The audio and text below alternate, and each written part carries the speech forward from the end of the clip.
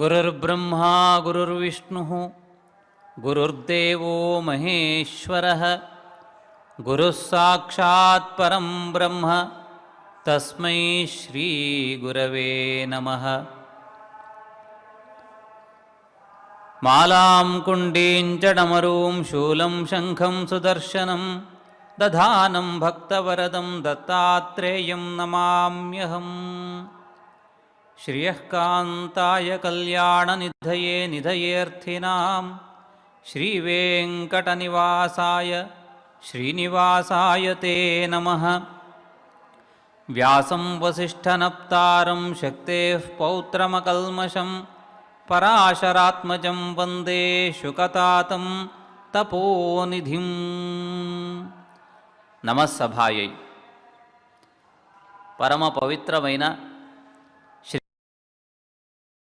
సన్నిధిలో ఆ భగవంతుడు ఉపదేశించిన మత్స్య మహాపురాణంలో కొన్ని ఘట్టాలను తెలుసుకునే ప్రయత్నం చేస్తున్నాం. దితేః పుత్రాః కథం జాతాః మరుతో దేవవల్లభాః దేవైః జగ్మతుశ్చ సాపత్నైః కస్మాత్తే సఖ్యముత్తమం. ఈరోజు మనం ఒక విశేషమైన విషయాన్ని తెలుసుకునే ప్రయత్నం చేస్తున్నాం. నిన్న మనం చెప్పుకున్నాం, స్వయంభువ మన్వంతరంలో అంగుడు అని చెప్పబడే ఒక ప్రజాపతి జన్మించాడు. అతను మృత్యు యొక్క కుమార్తె అయినటువంటి సునీత అనే ఆమెని వివాహం చేసుకున్నాడు. మృత్యు కుమార్తె అయినా పర్వాలేదు, దాంట్లో తప్పేమీ లేదు. సునీత సుదుర్ముఖ అని స్పష్టంగా చెప్పారు. అంటే చెడ్డ స్వభావం కలది అనే విషయాన్ని స్పష్టపరిచారు. అటువంటి ఆమెను ఇతను ఎందుకు వివాహం ఆడాడో తెలియదు. దుష్ట స్వభావం కలిగినటువంటి ఆ స్త్రీని వివాహం చేసుకోవడం వలన జరిగిన పరిణామం ఏంటో నిన్న తెలుసుకున్నాం. వేన అని ఒక కుమారుడు పుట్టాడు. రాజుగారి కుమారుడు కాబట్టి అతను కూడా రాజయ్యాడు. రాజైన తర్వాత అరాచకాలు చేశాడు. సమస్తం మొత్తం వ్యవస్థలన్నిటిని కూడా అతలాకుతలం చేశాడు. అధర్మ ప్రవర్తన వలన భూమి మొత్తం కూడా సత్వహీనమైపోయింది. తినడానికి తిండి లేదు, జనాలకు ఎటువంటి వ్యవస్థ లేదు, అనేక రోగాలు వచ్చి పీడించాయి, సరి అయిన చికిత్స లేదు. ఇలాంటి దుర్భరమైనటువంటి పరిస్థితికి అతను కారకుడయ్యాడు. అంటే తల్లిదండ్రులు ఇద్దరూ కూడా గుణవంతులు, సంస్కారవంతులు అయి ఉండాలి. అలాంటప్పుడే సంతానం కూడా అటువంటి సంస్కారాన్ని పొందుతుంది. ఇక్కడ తల్లి దుర్మార్గురాలు, తండ్రి సమర్థుడే. కానీ పిల్లలకి తండ్రి బుద్ధి వస్తుందా, తల్లి బుద్ధి వస్తుందా మనం చెప్పలేం. కాబట్టి ఇద్దరూ కూడా సంస్కారవంతులు అవ్వడం చాలా అవసరం. ఈరోజు మనం చెప్పుకునేటువంటి ఒక ఆశ్చర్యకరమైన విషయం, పురాణము మనకి ఎంత చక్కటి అద్భుతమైనటువంటి మార్గదర్శనం చేసిందంటే, చూడండి, పిల్లలు పుట్టిన తర్వాత వాళ్ళని ఎంతో గొప్పగా తీర్చాలని తల్లిదండ్రులు ఎంతో తాపత్రయపడుతూ ఉంటారు. చేతుల్లో లక్షలు లక్షలు పుచ్చుకొని ఎవరు చక్కగా విద్య చెప్తారో వాళ్ళు అన్ని చోట్లకు కూడా తిరుగుతూ ఉంటారు. రకరకాల ప్రయత్నాలు, రకరకాల గురువులను అన్వేషిస్తూ ఉంటారు. పిల్లలకి 100 రకాల విద్యలు నేర్పించాలని ప్రయత్నం చేస్తూ ఉంటారు. కానీ పురాణం మనకు అలా చెప్పలేదు. పురాణం చెప్పిన అత్యద్భుతమైనటువంటి మార్గం ఏమిటంటే, చూడండి, పిల్లలు పుట్టిన తర్వాత తాపత్రయపడడం కాదు, పిల్లలు గర్భావస్థలో ఉన్నప్పుడే వాళ్ళకి సంస్కారాలను అందించాలి. వాళ్ళకు కావలసినటువంటి విద్యలను కూడా మనం అప్పుడే ప్రారంభించాలి. మనం భాగవతంలో కథ వింటూ ఉంటాం, ప్రహ్లాదుడి యొక్క కథ. రాక్షస వంశంలో పుట్టినవాడు, కానీ అతని యొక్క సంస్కారం దివ్యమైనటువంటి సంస్కారం. ఇందుగలడు అందులేడని సందేహము వలదు చక్రి సర్వోపగతుండు అని ఆ చిన్న వయస్సులోనే భగవంతుడు సర్వత్ర వ్యాపించి ఉన్నాడనే మహత్తరమైనటువంటి తత్వాన్ని ఎరిగినవాడు. ఎందుకు తెలుసుకోగలిగాడు? తల్లి గర్భంలో ఉన్నప్పుడే ఉత్తమ సంస్కారాలు అందాయి. నారద మహర్షి యొక్క ఉపదేశం ప్రాప్తమైంది.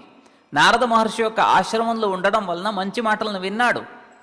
కాబట్టి పిల్లలు గర్భావస్థలో ఉన్నటువంటి సందర్భంలోనే ఎటువంటి జాగ్రత్తలు తీసుకోవాలి అనేటువంటి విషయాన్ని పురాణం చాలా అత్యద్భుతంగా తెలిపింది. ఆ విధంగా మన మత్స్య పురాణం ప్రకారం దితికి సంబంధించినటువంటి ఒక ఆశ్చర్యకరమైన అద్భుతమైనటువంటి కథను ఈరోజు తెలుసుకునే ప్రయత్నం చేద్దాం.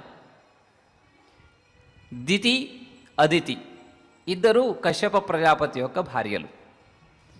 దేవతలు, రాక్షసులు వీళ్ళ నుండి పుట్టారు. మనం అనుకుంటూ ఉంటాం దేవతలు వేరు, రాక్షసులు వేరు, వాళ్ళకి వీళ్ళకి చాలా తేడా ఉంది. కానీ పురాణాలు అలా చెప్పలేదు. సృష్టి మొత్తం కూడా భగవంతుడి నుండే వచ్చినప్పుడు సృష్టిలో ఉన్న అన్నిటికీ కూడా మనకు సంబంధం ఉంటుంది. కాబట్టి భగవంతుడే మూలం, అక్కడ నుండే సృష్టి ప్రారంభమైంది. కాబట్టి ఈ సృష్టిలో ఉన్నటువంటి ప్రతి ప్రాణి, పక్షి, చెట్లు, పుట్టలు, నదులు, ఆకాశం, గాలి, ప్రతి అన్నిటితోటి కూడా మనకు సంబంధం ఉంటుంది. కాబట్టి వీటిని విడిచిపెట్టి మనం ఉండలేము అనేది పురాణం మనకు చక్కగా ఉపదేశించినటువంటి ఉపదేశం. కాబట్టి మనం బ్రతకాలి అని అంటే కేవలం మనుషులు మాత్రమే బ్రతకలేరు, మిగతా అన్నీ కూడా చక్కగా ఉండాలి. చూడండి, అరణ్యం అన్న తర్వాత చెట్లు మాత్రమే ఉండవు, చెట్లతో పాటు పక్షులు ఉంటాయి, ప్రాణులు ఉంటాయి. ఇలా ఇవన్నీ ఉన్నప్పుడు మాత్రమే అవి సమృద్ధిగా పెరుగుతాయి. అలాగే మనం కూడా మిగతా అన్నీ కూడా పశువులు, పక్షులు, చెట్లు, నదులు ఇవన్నీ కూడా మనకు అవసరం. అవన్నీ లేకపోతే మన జీవితం సాగదు. కానీ ఈ మధ్య కాలంలో మనకు వచ్చినటువంటి వికారాలు ఏమిటంటే మనం మాత్రమే బ్రతికితే చాలు అని అనుకుంటూ ఉంటాం. కేవలం మనం మాత్రమే బతకలేం. ఎందుకంటే సృష్టి అలా లేదు. సృష్టి భగవంతుడి నుండి ప్రారంభమై ఒకేసారి అన్నీ కూడా ప్రారంభమయ్యాయి. అన్నీ ఒకదాంతో ఒకటి ముడిపడి ఉన్నాయి. కాబట్టి వాటిని విడిచిపెట్టి మనం బ్రతికే ప్రసక్తి లేదు. ఏవి ఒకటిని ఇంకోటి విడిచిపెట్టి బ్రతకలేవు. కానీ మన పిచ్చి భ్రమ వలన మనుషులం మాత్రమే గొప్పవాళ్ళం, మనం మాత్రమే బ్రతకాలి, మిగతా బ్రతకక్కర్లేదు, మిగతా ప్రాణులతో మనకు సంబంధాలు లేదు, ఇలాంటి అనేక రకాలమైన కుసంస్కారాలు మన మనస్సులో, మన మెదడులో వచ్చాయి. దాని ప్రకారంగా మన జీవిత విధానం మారిపోయింది. దానివల్లనే మనం అనేక రకాలైనటువంటి సమస్యలను ఎదుర్కొంటున్నాం. దీని గురించి మనం చాలా గంభీరంగా ఆలోచించవలసినటువంటి అవసరం ఉంది. మరి దితికి ఏమి జరిగింది అనే విషయాన్ని తెలుసుకుంటూ పురాణంలో అనేక విషయాలను ఒక విషయం చెప్పేటప్పుడు దానికి సంబంధించిన అనేక విషయాలను చెప్పడం ఆనవాయితీ. ఇవి పురాణం యొక్క వైశిష్ట్యం. పురాణం చాలా రంజకంగా ఉంటుంది, ఆనందదాయకంగా ఉంటుంది, సంతోషదాయకంగా ఉంటుంది వినేవాళ్ళకి. ధర్మశాస్త్రం అలా ఉండదు. వేదం ఇంకొక రకంగా ఉంటుంది. ఎందుకంటే వేదం చెప్పబడినటువంటి విధానం వేరు, దానికి ఉన్న ఉద్దేశం వేరు. ధర్మశాస్త్రాలు వాటికి ఉన్న ఉద్దేశం వేరు. ఉద్దేశాలను బట్టి గ్రంథాలు ఉంటాయి. కాబట్టి ఇవన్నీ ఒకేలా లేవే అని అనుకోవడానికి లేదు. చూడండి, ధర్మశాస్త్రం అనేది నేరుగా మనకు ఉపదేశం చేస్తుంది, ఇలా ఉండాలి, ఇలా ఉండకూడదు. ప్రతి విషయం కూడా అక్కడ చాలా స్పష్టంగా నేరుగా చెప్పబడింది. అది మనకు వినడానికి కొంచెం కష్టంగాను, దుఃఖంగాను, చాలా ఇబ్బందికరంగానూ ఉంటాయి. ఎందుకంటే అవి ఆదేశాలు. ఎప్పుడైనా ఆదేశం అనేది మనకు కొంచెం కష్టంగానే ఉంటుంది, కానీ చేసి తీరవలసినది. పురాణం అలా కాదు, పెళ్ళిళ్ళ లాంటిది. చూడండి, పెళ్ళి అన్న తర్వాత వధూవరులు ఉంటే చాలు, వాళ్ళ తల్లిదండ్రులు ఉంటే చాలు, మంత్రం చెప్పడానికి ఒక పురోహితుడు ఉంటే చాలు, మాంగళ్యధారణ చేస్తే పెళ్ళి అయిపోతుంది. కానీ మనం ఎంత సంబరంగా చేసుకుంటాం, బంధువులను, బాంధవుల్ని అందరినీ కూడా పిలుచుకుంటాం. భారీగా మేళతాళాలు, భజాంత్రీలు ఉంటాయి, విందు భోజనాలు ఉంటాయి, అనేక ఆభరణాలు, వస్త్రాలను ధరించి ఎంత సంతోషంగా తిరుగుతూ ఒకరినొకరిని పలుకరించుకుంటూ ఉంటాం. ఈ పురాణం వంటిది అలా సందడిగా ఉన్న పెళ్ళిళ్ళ లాంటిది. ధర్మశాస్త్రం గవర్నమెంట్ వాళ్ళు లేదా ఆఫీసు వాళ్ళు ఇచ్చేటువంటి నోటీసు లాంటిది. అంటే ఎవరు కూడా ఆ నోటీసులను చదివి ఆనందించే వాళ్ళు ఎవరు ఉండరు, విషయం తెలుస్తుంది. అలాగే ధర్మశాస్త్రం కూడా అంతే, విషయం తెలుస్తుంది, చేయవలసిన పని ఏమిటో తెలుస్తుంది. కానీ పురాణం అన్ని విషయాలను కూడా చాలా ఆనందంగా మనకు ఉపదేశిస్తుంది. కాబట్టి పురాణం లేకపోతే కావ్యాలు లేవు, పురాణం లేకపోతే చాలా లేవు.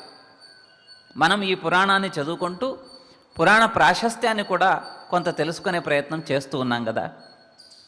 చూడండి, పురాణంలో ఏముంది అనడం కన్నా ఒకవేళ పురాణాలే లేకపోయి ఉంటే పరిస్థితి ఎలా ఉండేది అని ఆలోచిస్తే మనకు చాలా విషయాలు అర్థమవుతాయి, మన మనస్సుకి అత్తుకుంటాయి. ఉదాహరణకి సూర్యుడి వలన ఏమిటి ప్రయోజనం అని అడిగాను అనుకోండి, చాలా ప్రయోజనాలు 1-2 చెప్పొచ్చు, లేదా 3-4 చెప్పొచ్చు. కానీ సూర్యుడు లేకపోతే పరిస్థితి ఏమిటి అని అలా ఆలోచించామనుకోండి, మనకు చాలా విషయాలు మన దృష్టిలోకి వస్తాయి. సూర్యుడు లేకపోతే వర్షం పడదు అన్నాను అనుకోండి, ఎందుకు పడదు అని ఆలోచిస్తారు. కాబట్టి మనం పురాణాలు లేకపోతే పరిస్థితి ఎలా ఉండేది చూడండి. పురాణంలో లేకపోతే ఏ కళలు లేవు, సంగీతము లేదు, సాహిత్యము లేదు, నృత్యము లేదు, శిల్పకళ లేదు, చిత్రకళ లేదు. ఎందుకంటే అనేక కథలకు చిత్రరూపాన్ని ఇచ్చింది, అనేక తత్వాలను తెలియపరిచేటువంటి విషయాలన్నిటినీ కూడా కథలుగా మలిచింది పురాణం. సత్యం చెప్పాలి అని చెప్పేస్తే చిత్రం ఎలా రాస్తాడు?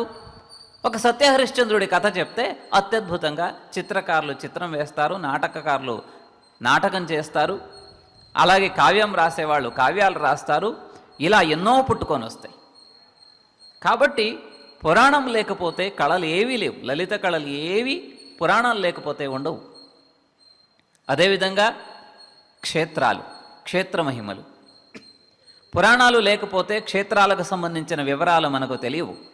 వెంకటాచల మహాత్మ్యం ఉంది కాబట్టి వెంకటేశ్వర స్వామి యొక్క వైభవం ఏంటో మనం తెలుసుకోగలుగుతున్నాం, స్వామిని దర్శించుకొని ఆ ఫలితాన్ని పొందగలుగుతాం. కాబట్టి పుణ్యక్షేత్రాలకు సంబంధించినటువంటి వివరాలు పురాణమే లేకపోతే తెలిసేది కాదు, ఆ క్షేత్రాలు ఎక్కడున్నాయని కూడా తెలిసేది కాదు. అదేవిధంగా ఇంకా చాలా అత్యద్భుతమైనది వ్రతాలు. అంటే మనం యజ్ఞాలు యాగాదులు మనం చేసుకోలేం, కానీ వ్రతాలను చేసుకోగలం. వాటికి ఎక్కువ నియమాలు లేవు, సులభంగా ఉంటాయి. ప్రతి మనిషి కూడా తనకు కావలసినటువంటి అవసరాలను తీర్చుకోవడం కోసం, అభీష్టాన్ని పొందడం కోసం సులభంగా వ్రతాలను ఆచరించుకోవచ్చు. సత్యనారాయణ వ్రతం ఆచరించుకుంటాం, ఇలా అనేక రకాలైనటువంటి వ్రతాలు ఆచరించుకుంటూ ఉంటాం. పురాణాలు లేకపోతే వ్రతాలు లేవు, ఎందుకంటే వ్రతాలు ధర్మశాస్త్రంలోనూ వేదాల్లోనూ చెప్పబడలేదు. కాబట్టి మన మనోభీష్టాలను పూర్తి చేసుకోవడం కోసం ఆచరించే వ్రతాలు ఉన్నాయి.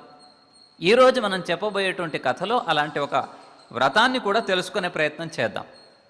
ఎందుకంటే పురాణాలలో వ్రతాలు కూడా చాలా అద్భుతమైనటువంటి పాత్రను వహించాయి. మదనద్వాదశి వ్రతం, దాని యొక్క ఫలితం ఏమిటి, ఎవరు చేయాలి, ఎందుకు చేయాలి అనే విషయాన్ని కూడా తెలుసుకుంటూ ఆ దితి యొక్క ప్రయత్నం ఏమిటి మొదలైన విషయాల్ని తెలుసుకుందాం. కశ్యప ప్రజాపతికి 2 భార్యలు అనుకున్నాం, దితి అదితి. అదితి నుండి దేవతలు వచ్చారు. అదితి యొక్క స్వభావానికి విరుద్ధమైన స్వభావం దితిది. ఈర్ష, ద్వేష, అసూయాది అనేక రకాలైనటువంటి గుణాలు కలిగినటువంటి దితి.